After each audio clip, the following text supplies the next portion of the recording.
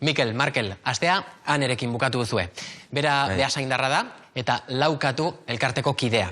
Elkarte horrek kaleko katuen defentsan eta haien ongizatearen alde egiten du lan. Ba, emakume bategaz geratu gara, ez? Bai, Ane ditzen dela uste, eta hori gutxienez esan diate, hasi que ez dakit hori izango den. Ba, igual, bai, ez? Eko kaiola bat, ez? Baina nahiko txika dira, ze katorena izango da, txakurra. Ba, txikixe da, ez? Kaiola... Nahiko txikik uste dut, bai. Estiko. Kaixo. Kaixo. Azu zara, Ane, ez? Bai, ni naiz. Torri. Bai. Pasa. Ni Markel. Ni Mikel, plazere bat. Ze, zertan hemen? Asmau. Kaiola. Zetarako die, ba? Arrapatzeko zer? Zerrabatzeko. Katuki nahi naiz. Katuk hartzen nahi naiz. Zer? Kaleko katuak. Bai, kaleko katuk harrapatzen nahi gea. Bueno, ni naiz laukatu behasaingo elkartekoa, bolondres bat.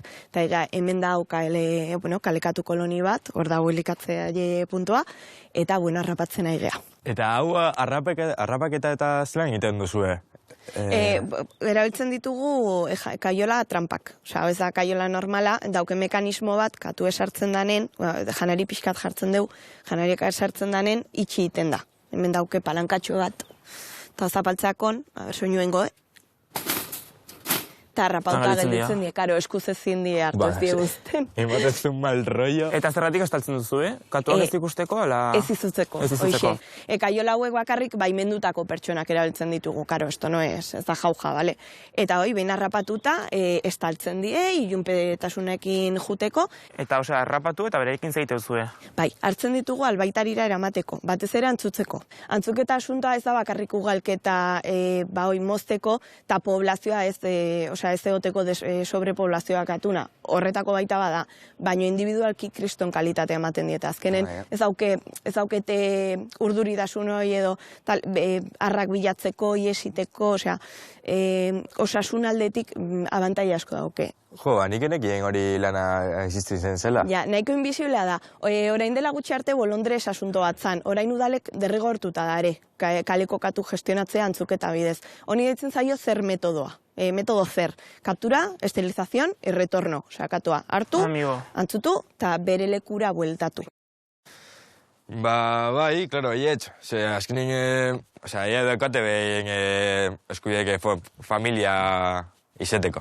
Eta zuk animalistatzat hartu zure burua, nola ikuste ez du etikoki animaliak antzutzeak? Karo, gauza da, kalen gutxinez, antzututa ez bada ere, kriston sufrimendu piloa etortzen dela atzetik, porque katuk ugaltzen die, a una velozia, increíble.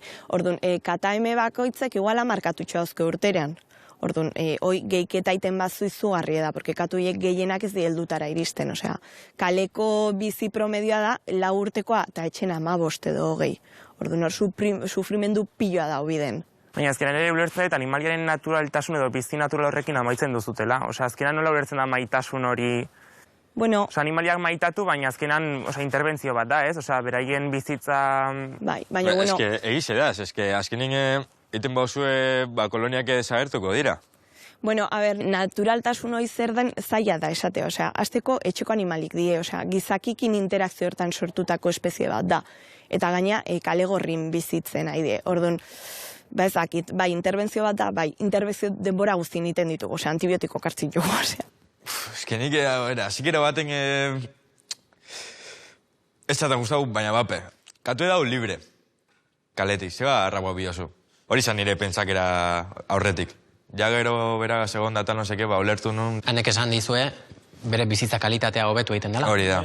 Ugalketa hori nola baiteren mugatu behar da, eta azkenean prozesu honen bidez edo, hori egiteute. Eta gero gainera animalia hori, katu behi kasu honetan, bizitza hori bat ematen diote, ez? Katuen dako egiten da, ez da behiten inungo onurarik ataratzeko guk, hastik ondo ikuste dut. Ez que gainera bolondresak, eta kobrau barik eta kriston lana dana. Laukatu elkartearen beste eginkizunetako bat da, kalean dauden katuak elikatzea.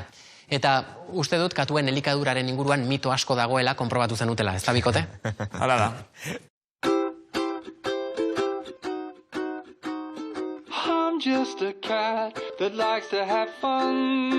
Ida, hor da Imanol, hemengo kolonie kudeatzen don bolondresa. Eixo, egunon. Eixo, egunon.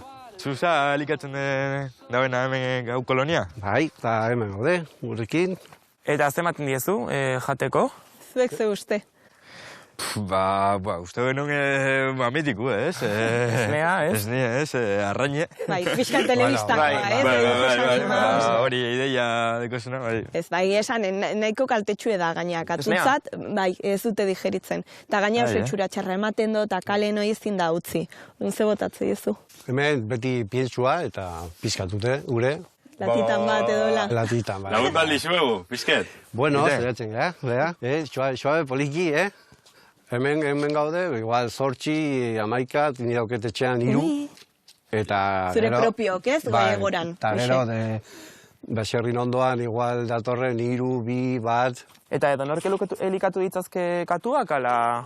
Ez, udalak baimenak eman barra itxu, jendea. Norbait interesa bauke animalik zaintzeko, katuk zaintzeko, eskatu barrauke baimen bat, ez hemen behasainen olako kaide banatzen, da dela txarteltxo bat, katui janari botatzen zaie, baina kudeaketa osoa egin barra dau.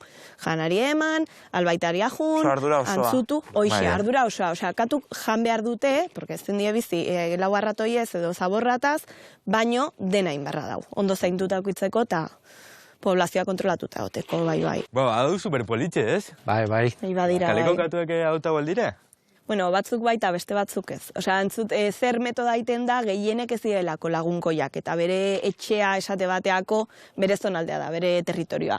Baina, bueno, lagunkoiagok katuk, helduk edo katu txikik behar bat dauketela kaletik ateatzeko arriskunda delako, haiek bai adopzio prozesu batean sartzen diela eta etxe bilatzen zaiela, bai. Harrera etxen bitarten. Irikumea izanik ez nuen espero, katuen elikadurain espezifikoa izatea, beti pentsatu izan dute, esnea edaten zutela eta horrekin konpotzen zirela. Hala ere, baita ere, harritu nau, landa edo baserri eremuetan horrelako egoerak, abandono egoerak suertatzea, eta Imanolen lana beharrezkoa ikusten dut orain.